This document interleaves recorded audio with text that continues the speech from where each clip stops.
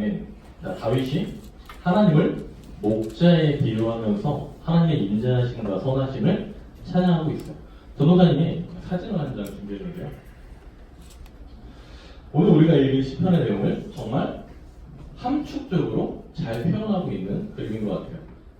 지금 하나님에 대해서 표현할 때 길 잃은 어린 양 한 마리까지 끝까지 포기하지 않는 하나님에 대해 그 선하심과 인자하심을 다윗이 찬양하고 있는 것입니다. 그런데 우리 친구들, 다윗은 어떻게 이런 고백을 할 수 있었을까? 다윗은 어떻게 이런 고백을 할 수 있었을까요? 우리는 그동안 다윗이 어떤 인생을 살아왔는지 말씀을 통해서 많이 배워봤어요. 다윗은 베들레헴에서 양치는 목동에 불과했으나 블레셋과 이스라엘의 전쟁 가운데 나가서 하나님의 이름을 모욕하고 이스라엘 군대를 모욕하는 블레셋 장군 누구를 쓰러뜨리죠? 골리앗이라는 사람을 쓰러뜨리게 됩니다. 이후 그는 누가 보더라도 이스라엘에서 여봉 대접받으면서 탄탄대로의 인생을 살 것처럼 보였어. 그런데 다윗의 인생은 이후에 어떻게 되죠? 내가 섬겼던 이스라엘 왕 사울 왕의 시기와 질투로 인해서 정처 없이 도망치는 삶을 다윗이 살게 됩니다. 사울은 다윗을 죽이기 위해 다윗에게 2차례, 아니 3차례 이상 날카로운 창을 집어 던지기까지 하고요. 이스라엘 온 군대를 동원해서 도망친 다윗을 쥐잡듯 샅샅이 찾아다니는 모습을 보여줘요. 왜? 다윗을 죽이기 위해서.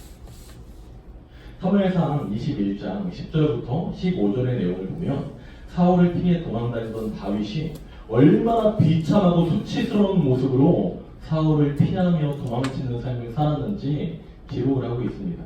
자, 우리가 다시 한번 말씀을 읽어볼게요. 사무엘상 21장 10절부터 15절까지의 내용입니다. 자, 다윗이 살기 위해 가드 왕 아기스 앞에서 수염의 침을 지르면서 미친 짓을 하고 있어요. 미친 척을 하고 있어요. 우리 친구들, 우리나라의 수도는 서울이죠. 우리나라의 수도가 서울이었던 것처럼 당시에 다윗이 무찔렀던 블레셋이라는 나라는 5개의 주요 도시를 갖고 있었다고 해요. 5개의 수도가 있었다는 거예요. 우리가 읽은 말씀에 등장하는 가드라는 곳은 이 블레셋의 5가지 주요 도시 중에 한 도시였던 곳입니다. 즉 가드왕 아기스는 다윗이 무찔렀던 블레셋의 왕이었다는 거예요. 이 용맹스러웠던 다윗이 그저 살기 위해 내가 무찔렀던 블레셋의 왕 앞에서 수염에 침 흘리면서 미친 척을 하고 있는 거예요. 얼마나 비참했겠어요.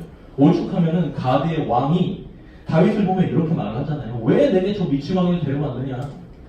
저 미치광이를 왜 우리 집에 들였느냐? 당장 저 미치광이를 쫓아내라. 다윗의 마음이 얼마나 비참했겠어요.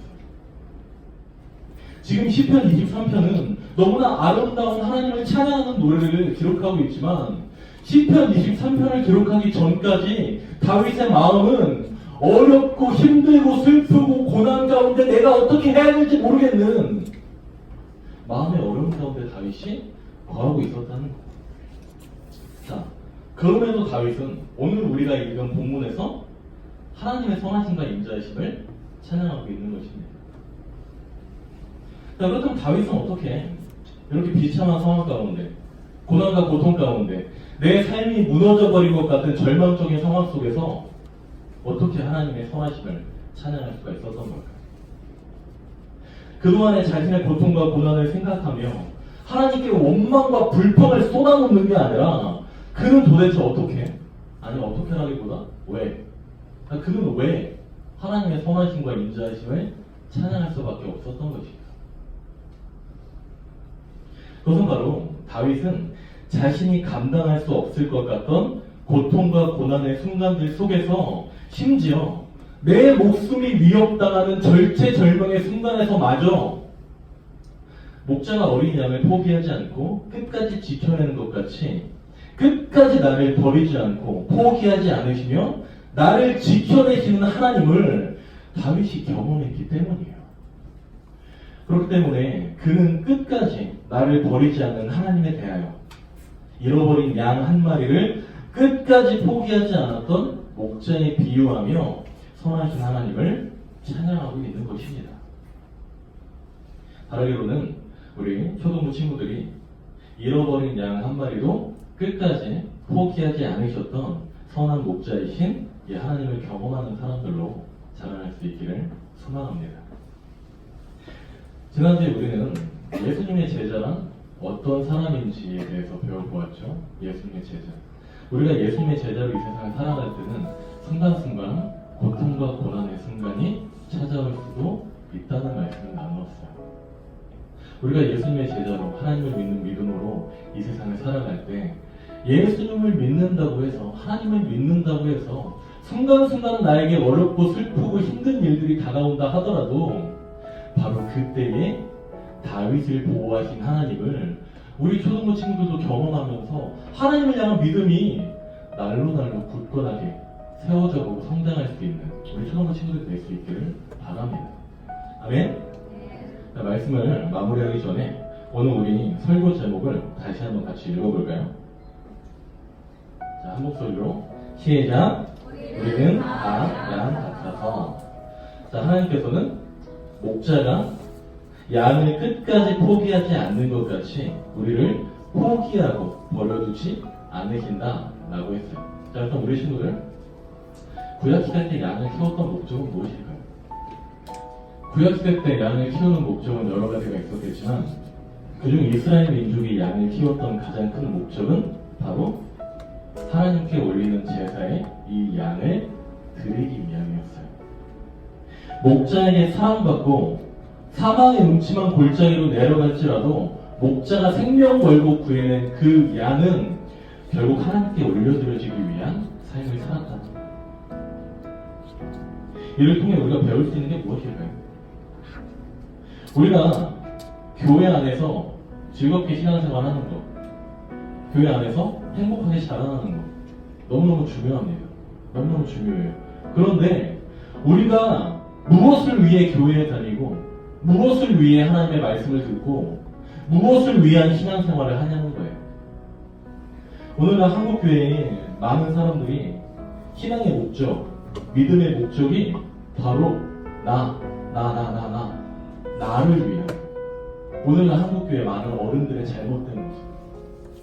여러분, 우리의 신앙은요, 우리의 믿음은요, 나를 위함이 아니라 누구를 위한 신앙이 되어야 하냐면 하나님을 향한 신앙생활이 돼야 돼요. 아, 내가 교회 나왔으니까 나 칭찬해줘야죠. 아, 내가 일주일 동안 엄청 힘들었는데 너 그래도 교회 나왔어. 아, 나 칭찬해줘야죠. 아, 내가 교회에서 이렇게 봉사하는데 사람들이 나를 인정해줘야지, 나를 대단하다고 해줘야지, 나를 칭찬해줘야지. 하나님께서도 내가 교회 이렇게 열심히 다니니까 하나님께서도 나를 축복해 주셔야지. 내가 이렇게 교회 열심히 다니는데 하나님 당연히 나를 축복해 주셔야지. 이와 같은 잘못된 신앙, 나를 위한 신앙생활이 아닌 하나님을 향한 신앙생활을 할 수 있는 우리 초등부 친구들로 자라날 수 있기를 소망합니다. 내가 어떻게 하나님을 기쁘시게 해드릴 수 있을까? 내가 하나님을 위해서 무엇을 할 수 있을까? 아, 나는 너무너무 부족한 사람인데, 내가 너무너무 부족한 사람임에도 불구하고 하나님께 어떻게 기쁨을 드리는 사람이 될 수 있을까? 이와 같은 생각과 이와 같은 마음을 갖는 사람들로 우리 초등부 친구들이 자라날 수 있기를 소망합니다. 자, 마지막으로 함께 붉은 글씨만 한번 읽어볼까요? 자, 밑에 있는 붉은 글씨만 한 목소리로 시작. 하나님을 향한 신앙생활. 나를 위한 신앙생활이 아닌 하나님을 향한 신앙생활.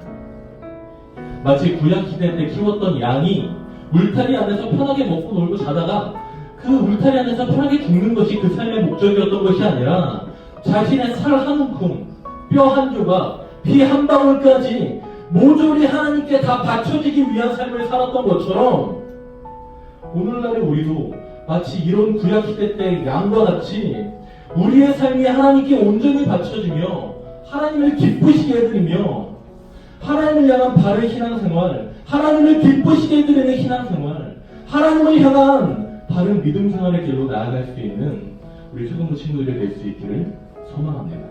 아멘.